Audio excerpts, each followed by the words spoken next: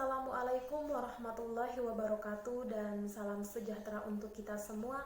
Pada kesempatan kali ini, saya akan membawakan materi untuk kelas 11 yang berkaitan tentang pendudukan militer Jepang di Indonesia. Nah, dalam materi pembahasan ini juga, saya akan membahas yang pertama, itu kedatangan Jepang dan kebijakan dari pemerintah pendudukan militer Jepang. Nah, untuk materi yang kedua itu berkaitan tentang sifat dan dampak dari pendudukan militer Jepang. Nah, untuk materi yang ketiga itu tentang respon atau perlawanan bangsa Indonesia terhadap pemerintah pendudukan militer Jepang.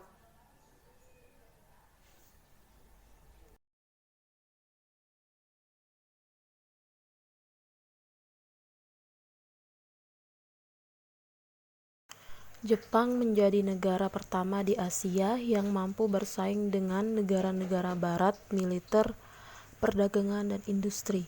Jepang sangat modern. Namun kemajuan Jepang ini ternyata memaksa Jepang untuk mencari wilayah-wilayah yang dapat dijadikan sebagai tujuan pemasarannya.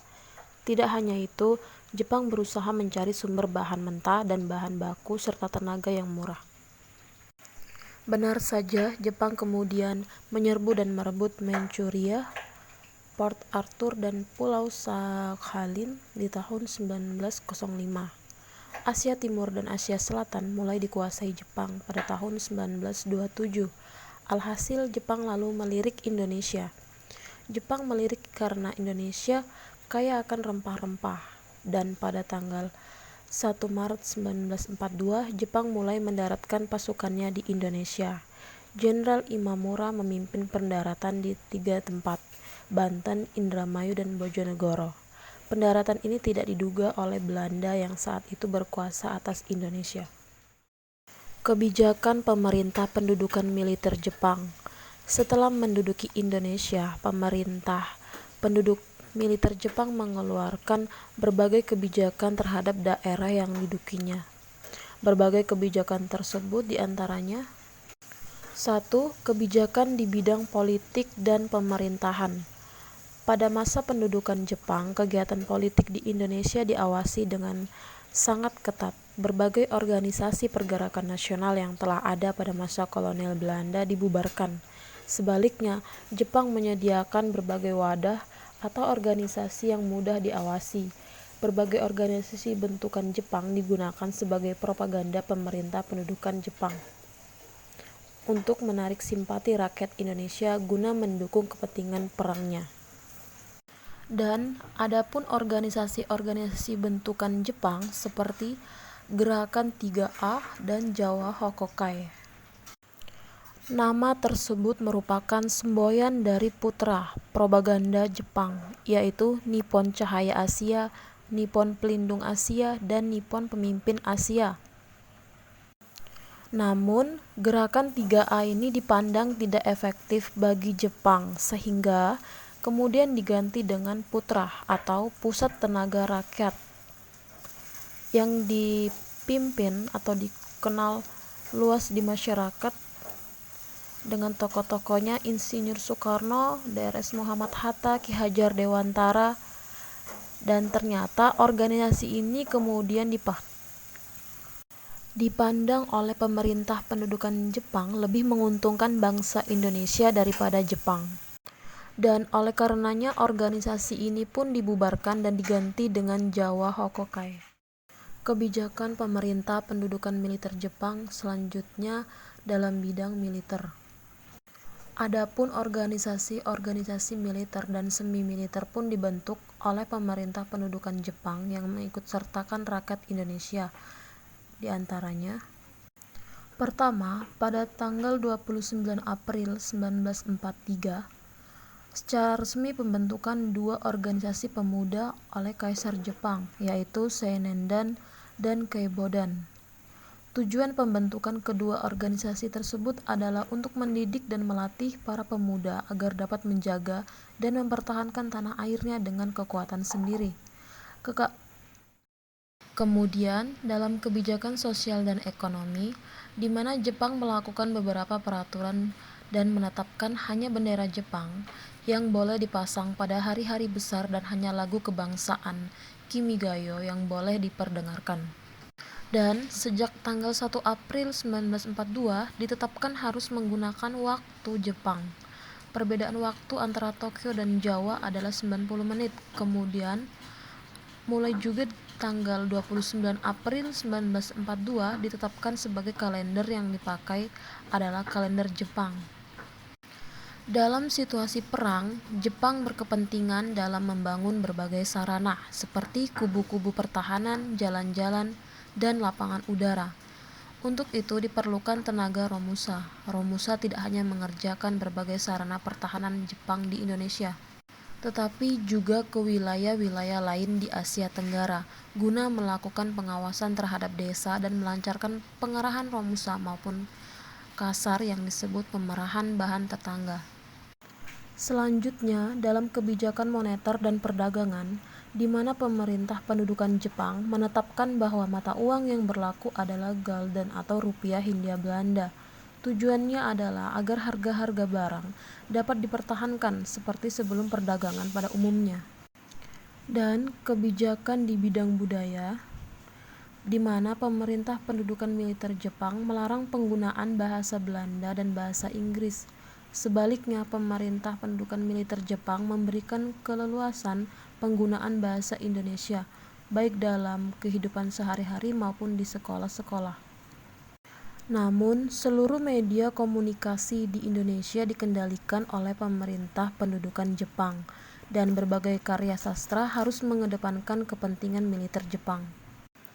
Terakhir, dalam kebijakan di bidang pendidikan, berbeda dengan pemerintahan Hindia Belanda, pemerintah pendudukan militer Jepang menghilangkan diskriminasi dalam penyelenggaraan pendidikan di Indonesia. Pendidikan bagi kaum pribumi dan non-pribumi disamakan. Pendidikan dasar diseragamkan dengan masa pendidikan 6 tahun sekolah. Tujuannya untuk memudahkan pengawasan terhadap isi dan proses belajar mengajar di sekolah. Dan terdapat peraturan-peraturan yang terkait dengan bidang pendidikan dibuat oleh pemerintah Jepang. Pertama, penggunaan bahasa Melayu sebagai bahasa. Kedua, pelarangan penggunaan bahasa Belanda dan bahasa Inggris. Ketiga, bahasa Jepang wajib dipelajari. Dan yang keempat, pada tahun 1943 menutup beberapa perguruan tinggi. Sifat dan dampak pendudukan militer Jepang di Indonesia. Kebijakan pemerintahan militer Jepang di Indonesia memiliki beberapa sifat. Yang pertama, menghapus pengaruh Barat di kalangan rakyat Indonesia. Yang mana Jepang menginginkan Barat untuk tidak lagi memiliki pengaruh di Indonesia, pengaruh di bidang hukum, sosial, politik, pemerintahan, dan bahkan budaya harus dilenyapkan. Selama budaya Barat, terutama Belanda, masih tertanam kuat di benak bangsa Indonesia, maka selama itu pula Jepang akan kesulitan menaklukkan bangsa Indonesia.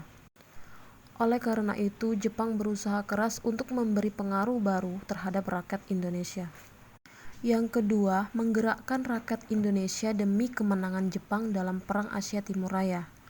Jepang menyadari bahwa penguasaan atas wilayah Asia hanya bisa dilakukan bila mendapat dukungan dari rakyat yang dijajah.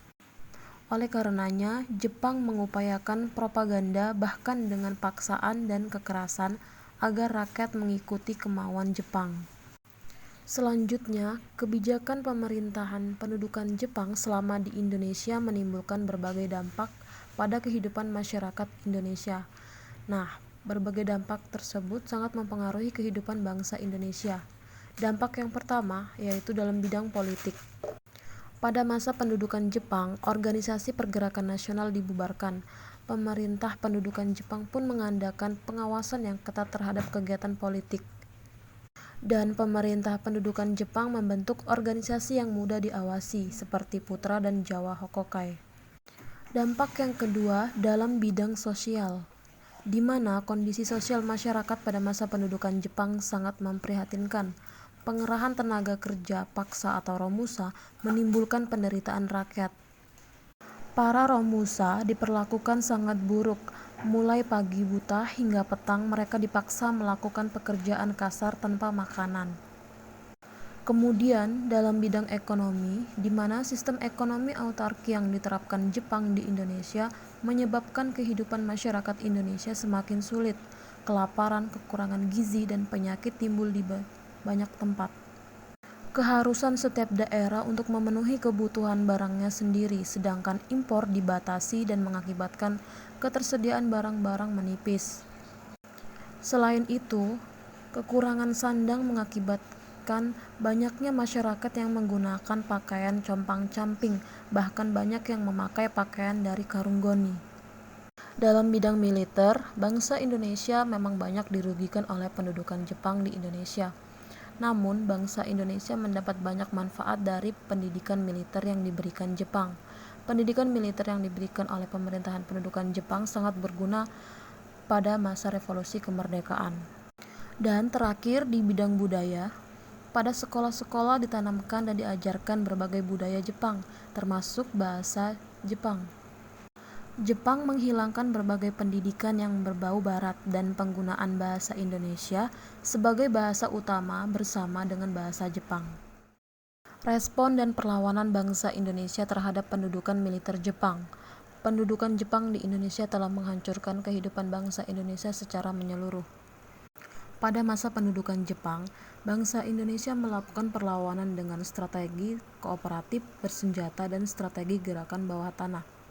Perlawanan dengan strategi kooperatif muncul disebabkan Jepang melarang berdirinya semua organisasi pergerakan nasional.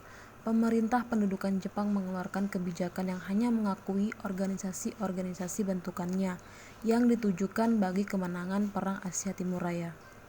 Pertama, perlawanan dengan cara atau strategi kooperatif. Jepang hanya menggunakan strategi perlawanan organisasi-organisasi pada masa pendudukan kooperatif, yaitu sebagai berikut. 1. Putra. Pada tanggal 1 Maret 1942, Insinyur Soekarno mengumumkan dibentuknya gerakan baru bernama Pusat Tenaga Rakyat yang disingkat Putra. Yang kedua, Jawa Hokokai. Pihak Jepang akhirnya menyadari bahwa Putra lebih bermanfaat bagi pihak Indonesia daripada Jepang sendiri. Putra lebih mengarahkan rakyat kepada usaha kemerdekaan Indonesia daripada usaha perang Jepang. Oleh karena itu, Jepang merancang pembentukan organisasi baru yang mencakup semua golongan masyarakat. Jawa Hokokai merupakan organisasi sentral yang anggota-anggotanya terdiri atas bermacam-macam Hakokai sesuai dengan bidang profesinya.